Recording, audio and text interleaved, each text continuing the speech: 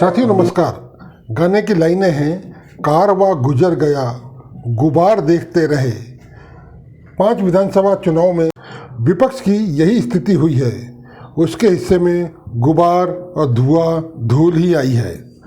पंजाब को अगर छोड़ दें, पंजाब में सत्ताधारी बीजेपी की कोई खास ज़मीन भी नहीं है। आइए जानते हैं लोगों से कि क्यों बीजेपी जीती और क्यों विपक्ष हारा। यूपी, उत्तराखंड, मणिपुर और गोवा में मेजॉरिटी पाने के लिए भारतीय जनता पार्टी के कार्यकर्ताओं को ढेर सारी शुभकामनाएं और बधाई। भारत माता की जय।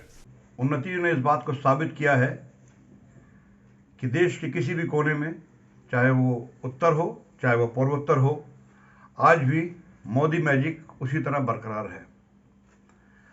आज जिस प्रकार 5 राज्यों में से 4 राज्यों में भाजपा ने प्रचंड जीत ली है, उससे उसकी उपयोगिता आज भी भारत के लोकतंत्र में अपनी महत्वपूर्ण भूमिका निभा रही है।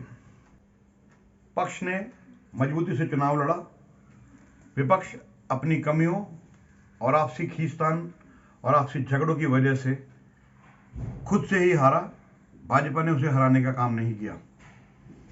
उत्तर प्रदेश में योगी की वापसी उसके द्वारा किए गए कामों का उनको फल है। मोदी और योगी की जोड़ी ने मिलकर उत्तर प्रदेश में एक नया इतिहास रचा है। इसी प्रकार अन्य राज्यों की बात करी जाए, अगर पंजाब की बात करें, आम आदमी पार्टी ने वहाँ एक लैंडस्लाइड विक्ट्री हासिल की है। उसका भी कारण विपक्ष की खींचतान रहा। कांग्रेस के पार्टी के अंदर के लोग, चाहे वो सिद्धू हों, चाहे वो चन्नी हों, चाहे वो जाखड़ साहब हों, जो भी हों, सब आपस में एक दूसरे की टांग खींचते रहे। और जो केंद्रीय उनका संगठन था, चाहे राहुल हों, उनकी जो वहाँ भागीदारी थी वो शून्य के बराबर रही।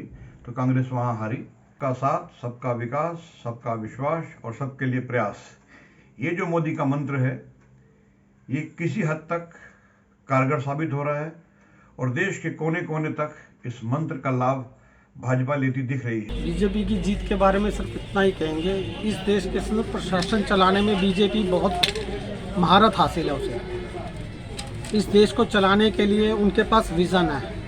इस देश के भविष्य के बच्चों के भविष्य के लिए उनके पास विज़न है, जो हर पार्टी के पास नहीं है। बहुत बढ़िया लगा बीजेपी आने से। हमारी यूपी पहले सुधर गई थी और ज़्यादा सुधरेगी। अब बहुत अच्छा सुधार होगा। योगी जो कर रहा है कार्य वो बहुत बढ़िया कर रहा है।